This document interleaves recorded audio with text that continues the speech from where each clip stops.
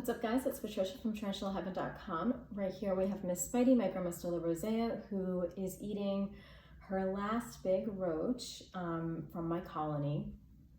And she was doing a very awesome happy dance before, but she's been in this pose for a while. So I'm hoping that she'll do it again during this video. Today I want to talk about two very important experiences I had that really, I think, led to me becoming a tarantula hobbyist. And you guys probably have a similar story. For some people, I don't think it's just one or two things, like maybe it's more of like a gradual thing. But for me, it was kind of like I had these two selective experiences, and then the opportunity for me to get a tarantula kind of opened up. So I'll start in childhood. I actually always was interested in spiders, even when I was a little kid. I don't really have much memories of interacting with spiders. I probably don't think I did, but I do remember having a spider book that I was incredibly attached to. And I think it was just like a children's book full of like different spiders and like identifications of spiders. But I would take this thing to school regularly, and I would look at it and share it with my friends, and we would look at it while we were at recess or whatever. Even though I was not hanging out with spiders, I was definitely still pretty scared of spiders. I didn't even know that tarantulas existed at that time. I was talking about like little house spiders. But as with many things, sometimes fear can really turn into curiosity, and that tends to be the thing for me. Even if I'm scared of something, I need to learn and I need to do a lot of research on it, just so, I guess because it makes me feel more comfortable, or because it's just interesting. So the first experience, so that's just like a little background. The first experience was, and I cannot remember my age when this happened, but I was pretty young. I'm gonna say definitely less than 10 years old. And my mom had a friend, or a couple that was her friend, and she took me to their house one day. I honestly don't remember much about that visit or their house except for the tarantula. And this is my first experience with the tarantula, and learning that like there are way bigger spiders than just the house spiders that I was learning about in my book. So the husband that was there said that he had a big spider. I think that they had another pet, and we were probably getting on the subject of pets or whatever. It's probably like a dog or a cat. But this was like the exotic pet. And he said he had one, and I think he showed me the tarantula in its enclosure. I don't remember that part, but I do remember that this tarantula was mostly black. I'm guessing that it's probably like Mexican red knee, or one of those other like primarily black tarantulas. And honestly, it was huge. It was gorgeous. I think that all black spiders or tarantulas are absolutely beautiful. So the guy's name was Jim. So he took the tarantula out of its enclosure, and when he came to show me the tarantula again, it was on his face. You're not supposed to do that, we all know that, but he was clearly testing the waters with this. And this tarantula, I mean, it is possible that my memory is exaggerating it because I was so little, but this tarantula was really big.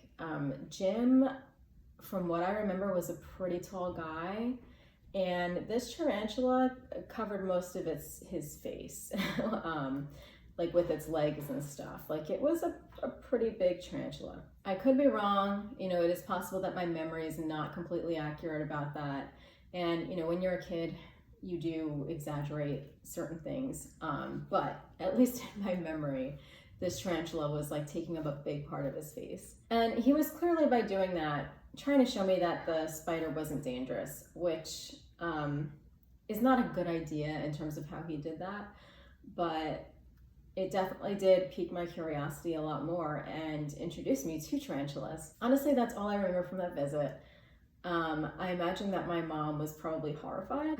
I have this feeling that he might have let me touch the tarantula. I'm not sure. They just had like this fuzzy bit of a memory that I may have interacted with this tarantula. I probably did not hold it or anything like that, but I may have, you know, touched his leg with a finger or something like that. Not when it was on his face, but like in his hand. I'm not sure if that's true, but I have a bit of a sense that it might be true. So that is all I remember from that visit. We probably stayed there for a few hours, and I remember these few seconds of seeing this big black tarantula. And then the second experience that I had with tarantulas was quite different. And this happened just a few years before I got Spidey. So I'm an adult, I was in my 20s, and I had gone to a really good friend's house, and her boyfriend was there, and I was familiar with her boyfriend. But I didn't actually know that much about him in terms of like his personal life. I just knew that he was my friend's boyfriend. This is the day that I found out that he had a tarantula. And for whatever reason, I didn't ask, and I kind of wish I had. For whatever reason, the tarantula was at her house. I do not know why. And it wasn't even like he had just bought the tarantula. This was like a pet he'd had for a while. So I really don't know the story behind that, but I was very intrigued. And so I took an interest. He saw that I took an interest and was very intrigued. And he said that I could hold the tarantula. And I believe it was a Grammostola rosea, just like Spidey. I just remember the tarantula looking very similar to her, but smaller, I think. And my heart was pounding. I was so scared.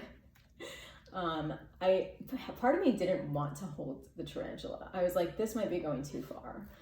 But on the other hand, I was like, when am I ever going to get an opportunity to do this?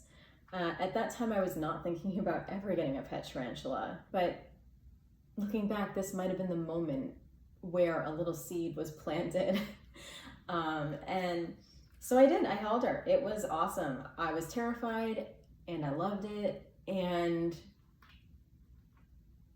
I never forgot it. So looking back now that I know more about tarantulas and having been a tarantula owner for several years now, I guess am I nearing a decade? I don't know. I can't remember when I got Spidey, but it's been a really long time. Looking back, I'm really lucky that myself and the tarantulas did not get hurt, and that Jim didn't get bitten on his face. We're all really, really lucky. The things that I am looking back on that we did in terms of how we were handling these tarantulas and how we were behaving around these tarantulas were very unsafe. This was before I had any idea about how to prevent tarantula falls or injuries. I didn't know how to be careful around them. I didn't know how sensitive they were. I didn't know anything about their body language or their defenses. So if a tarantula was trying to give me a sign to like back off, I wouldn't have known.